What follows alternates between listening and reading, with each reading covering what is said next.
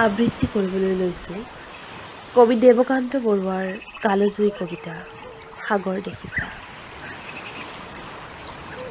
সাগৰ দেখিছা, দেখা নাই কেতিয়াও,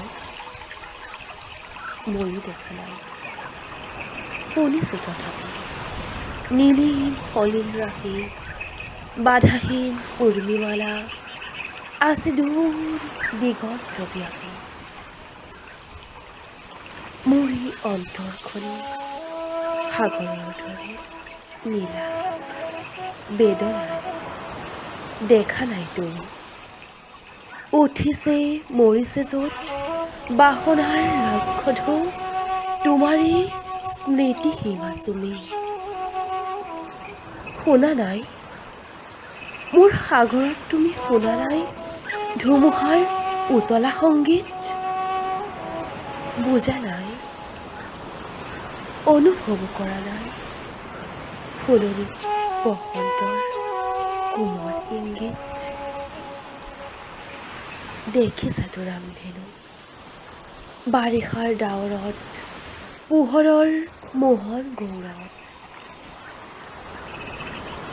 প্ৰেমৰ পোহৰ দীপ্ত মোৰ হিয়া আকাশত।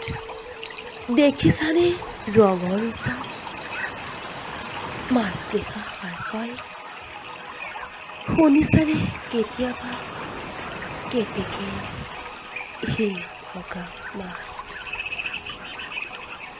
ভাবিছানে এটি বাৰু পক্ষীৰ ডিঙিত কান্দে মানুহৰ বুকুৰ সংবাদ। মই জানো তুমি কিটো জানা, হেৰা মোৰ হিয়াহীনা প্ৰিয়া। তুমি জানা মাথো, তুমি তুমি মই মই